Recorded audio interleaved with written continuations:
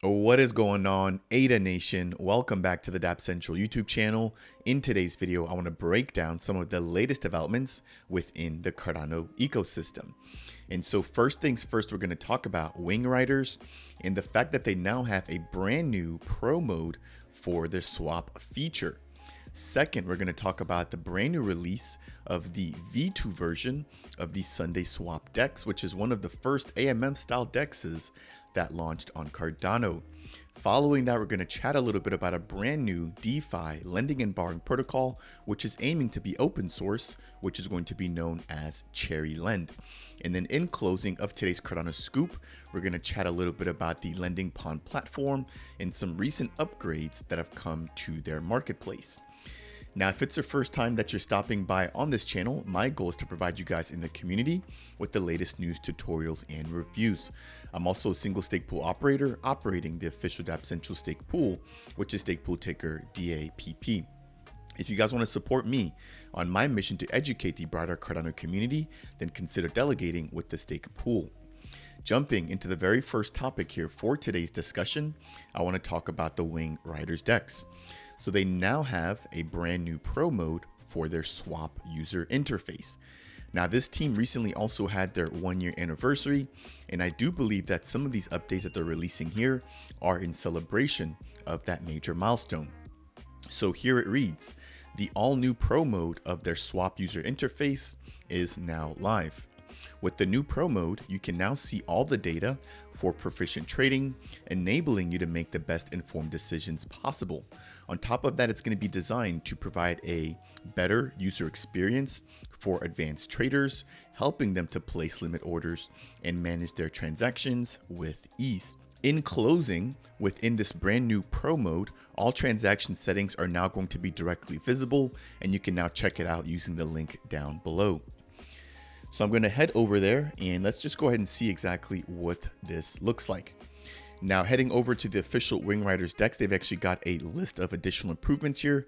And as I mentioned before, they're going to be celebrating their first birthday or their 1-year anniversary. They've also added support for currency switching, so you can now view your balances in ADA or in USD. Now, what would really be cool here is if they also added additional fiat support, for example, being able to also switch between the euro or the dollar. They've also made some additional UX or user experience and UI improvements. And if I close this out here and accept the terms and services, we can now see this brand new switch here, or this toggle for their brand new pro mode. So if I go ahead and select pro mode, and let's say that I want to actually purchase some of their WingRiders token with ADA. So I'm going to select my ADA, and then I'm going to select the WRT token. Now that I've selected the 2 tokens that I want to trade, I'm presented with a chart here on the top right-hand side. Very quickly, I can view the TVL, or the total value locked, for this particular trading pair. I can also see the trading volume here within the last couple of days. And then to the very right, which is what was shown by default, is going to be the recent price action. Now, you will notice that this particular chart layout here is going to be very similar to what we have with MuesliSwap as well as the MinSwap DEX. So you can quickly measure or add measurements. You can also add additional moving averages, and then you can quickly jump between different candle types as well as different time spans. So pretty flexible feature here. And this is pretty common now within the top DEXs on Cardano. So this is an exciting update here being brought on by the WingRiders DEX. Now, on the left-hand side here, below the 2 tokens that I've selected, I can set a deadline for my particular trade. I also have the ability to set the slippage. And then right below that, I've got some additional KPIs or key points of interest here surrounding this token trading pair. So I can see the TVL. I can also see the 24-hour trading volume, the pool APR if we're providing liquidity to this particular liquidity pool, as well as the fees generated by this particular liquidity pool within the last 24 hours.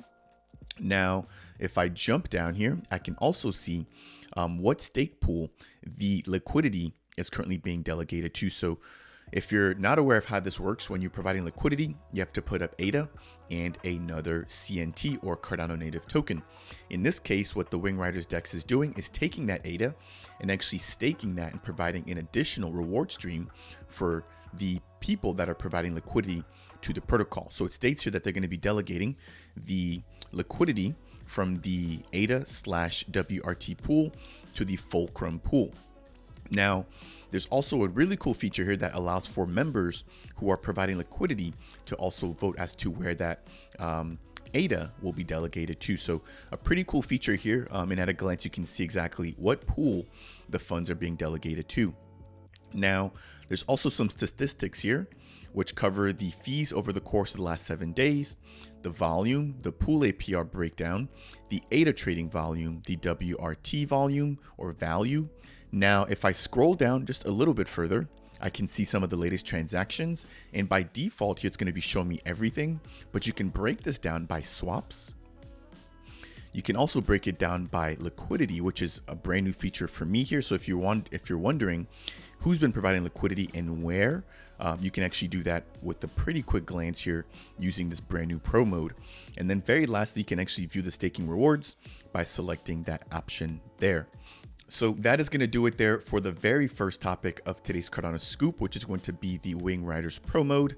If you guys have not given this a shot just yet, I recommend that you guys go ahead and do so and let me know what you guys think down in the comment section below. That said, happy anniversary to the WingRiders team. I'm sure that they'll continue to build and that this is going to be one of their first of many anniversaries to come in terms of celebrations. Moving over, I want to talk about another DEX building on Cardano, and that is going to be the SundaeSwap DEX, which was one of the first DEXs that launched in early 2022. Now, the update here is going to be surrounding the fact that they've now released their V2 version of their DEX. If you guys are not familiar, the very first iteration of the SundaeSwap DEX was pretty simple, given the fact that at that time there really wasn't a lot going on in Cardano, and we were just seeing the very first applications being able to launch on the network. And so they now have additional features, which include a portfolio mode, which I'm showing right now. But if I jump over into their official website, which is going to be SundaeSwap.finance, if you actually go on the exchange here, you'll be redirected to the old V1 user interface. So they still have the older interface if this is what you prefer, but they also do have the new interface here, which you can access by clicking on this link at the very top of the page. Now I'm going to close this out here, and I also just want to briefly touch on the fact that they now also have their governance portal, which is also available from the front page of their website. Now, right now, as it stands, there aren't any live proposals, but as the platform grows, they will be adding additional proposals here, basically allowing the community to guide the development of the platform. So I'm going to close this out as well. And I believe in this third tab, or this last tab, we now have the brand new V2 interface. So you can access it by going to v2.sundaeswap.finance. Now from here, it basically breaks down here in this little pop-up all of the new features, which include the portfolio tracking feature, earned fees, where you can now view all of the fees that you're earning if you're providing liquidity. And then very similarly, they've also added options for limit orders like we've just seen on the WingRiders DEX. And so there's definitely been a few members here within my personal community leaving comments down below asking when the SundaeSwap team would be adding limit orders. And there you go. They've officially added that to their protocol, which I'm excited to share here with you guys. Now, I'm not going to break down all of the inner workings of the DEX here. I just want to give you guys a brief overview. But once you access it, you can quickly connect your wallet here. And as you guys can see, they've got quite the list of wallets here built within Cardano. Most notably, we have the Lace wallet, which is going to be a brand new wallet that was just released by IOG. And so the fact that this team does have support for top wallets and brand new wallets, I think is a reassuring fact here. So I'm going to quickly just go ahead and connect my Nami wallet. I'm going to provide access to the DEX. And as you guys can see here, I can now see my wallet as well as my portfolio. So at a quick glance, I've got about 631 ADA here within this wallet. There's no charting data available just yet. I can get a quick breakdown of all of my actual holdings within this particular wallet. Now, looking at the top right-hand side, I can quickly see some of my recent transactions. It looks like they'll also be implementing a Zap feature if you're providing liquidity, where you can do that with just one token pair, which is probably going to be ADA. They've also got a feature or a button here that allows me to quickly provide liquidity, and I can also get access to that by using this liquidity drop down here. Now, if I go to exchange, I can actually go ahead and select buy. And I'm now prompted here to select which tokens I want to buy. So let's say I want to buy some MELD. Right away, I can see the MELD chart here on the left-hand side. I've got some pretty cool metrics here at the bottom, and I've got the token overview at the very bottom here with the link to the policy ID for the MELD token. I can also see my recent transactions here. Now, one thing that would be cool would be to see other people's transactions similar to what we just saw there on the WingRiders DEX. Now, if I want to actually put a market order, which basically purchases the token at whatever the current market price is, that's here by default. But if you want to switch over to limit order, you can go ahead and do so by providing that drop down option. Now, once I do that, I can actually provide the token price at which I would like for my limit order to be executed. And then whenever that token price is reached or met, then my order would actually take place. If I go over to sell, we've also got the same exact thing. We've got a limit order or limit sell, and then we've also got a market order or a market sell. So pretty cool features there. Now let's see what's under swap. I would assume that that would be the same thing as buying or selling. So I'm not really sure what the difference is here between buy, sell, or swap. Now I'm not going to focus too much here on the liquidity portion, but if you wanted to, you could quickly provide liquidity within the liquidity pool. So if I select that option here, let's see if that actually loads, which it does. So I can see the liquidity pools right now. I can see the price of those tokens in the liquidity pools. There's also a 24-hour change feature here, which doesn't seem to actually be showing anything just yet, given the fact that they just launched here on V2 no more than 20 hours ago. Now, on the third column or the fourth column here, we've also got the total value locked within the liquidity pool, and then we can hopefully see some of the fees that have been generated over the course of the last 24 hours.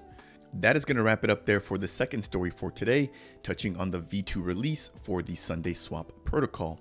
Go ahead and check that particular platform out as well. Let me know what you guys think down below, and I hope you guys are appreciative of their brand new limit order feature. Moving into the third story here for today's Cardano Scoop, I want to talk to you guys about CherryLend, which is going to be a brand new DeFi lending and borrowing protocol that has just popped up for the Cardano ecosystem. So let me share my screen here again with you guys. Now, this update is going to be coming from the Twitter account, cherry_lend. So it reads here, want to see what we've been working on, Cardano community. This is going to be an open source and non-custodial lending platform on Cardano. Here's a sneak peek of our user interface. So taking a look at this here, let me actually blow it up and get myself out of the way.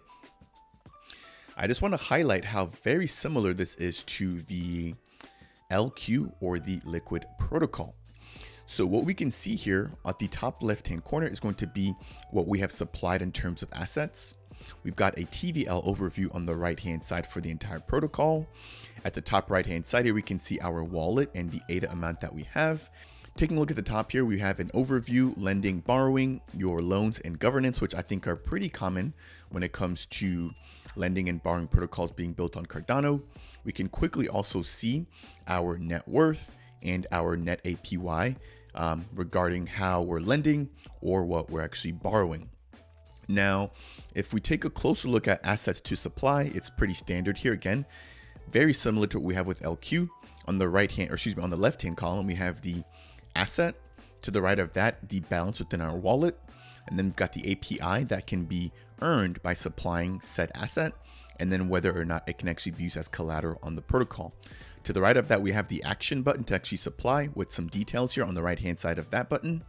And then when it comes to the second section here to the right of the supply, we have the ability to borrow. So from here, we can see exactly what tokens we want to borrow, how much is currently available for borrowing, the APY or the interest associated with borrowing said assets. And on the very right-hand side here, we have the ability to click on the borrow button to actually begin the borrowing process. So pretty cool update here. Now, if I jump over into the official CherryLend website here, it states that they're going to be lending without limits on Cardano. If we scroll down a little bit further, they're going to be breaking down some of the benefits of CherryLend, which include the fact that it's going to be open source, it's going to be verifiably secure, it's going to provide a nice, simple user interface with fair tokenomics. Now, one thing that's interesting is that I actually tried to view the tokenomics and it did not take me to a functioning link. So again, I'm not sure exactly whether or not this is currently under progress or in progress, and whether or not it actually should be available, but I'll be keeping an eye out for this particular protocol and what they'll be releasing over the course of the next few months. Now, in terms of their current priorities, it states that they're working on P2P or peer-to-peer lending, which will be coming in May of 2023, which is right around the corner. Following that, they'll be tackling yield farming in June of 2023, followed by pooled lending in September of 2023. So taking a very similar approach to what we see with AADA Finance, taking a P2P approach first and then iterating on that to then upgrade to peer to pool. If I scroll down to actually view some of the team members here, there's no specific names, but we have mentions of Nexus Software, Saturn Labs, and the Cardano Block House. So that's going to be it there for that particular update. Again, I'll be keeping an eye out for this particular team and exactly what they're building. The very last story I want to touch on for today's Cardano Scoop is going to be surrounding LendingPond. Now, LendingPond allows for you to tap into the liquidity that your NFTs hold, allowing you to basically use them as collateral for loans. They've also recently added or adopted support for fungible tokens that you can now use as collateral on the platform as well, most notably adding JED. So pretty cool feature here from the team. Now, what I want to talk about is going to be their buy now and pay later feature, which is going to be live on their protocol. So not only can you now make offers here, which we have a screenshot of, but you can also now purchase an NFT and actually pay for it later. So one thing that I'm wondering about is whether or not you have to have a quote unquote down payment. Do you have to maybe put down 50, 75, 80% of the actual value of the asset before you can buy now and then quote unquote pay later? Or are you able to actually get the NFT up front with little to no liquidity and then maybe make monthly payments afterwards? Another piece that I'm wondering about is how are they going to be ensuring that people actually pay later? And then very lastly, what are the lenders, getting out of this, right? Because now they're going to be letting go of their NFTs potentially early without getting the full value. And so I'm still doing my best here to kind of understand this, but if you guys have a better idea as to how this currently works right now in LendingPond, then please make sure to let me know down below. If I jump over into this next screenshot here, we've got a bigger view of exactly what this feature looks like. Again, we can now make offers from there. And then whenever you're purchasing an NFT, you can just click on pay as you go. So pretty cool feature there. Just wanted to keep that one nice and sweet. That is going to bring us to a close here for today's Cardano Scoop. If you guys here found today's video to be helpful or insightful in any way, shape, or form, I would really appreciate it if you guys could tap that like button. If it's your first time stopping by the channel and you want more content just like this, consider subscribing. And if you have any questions for me about any of the topics that we've talked about today, then make sure to leave a comment down below. That said, and as always, I will see you guys in the next video.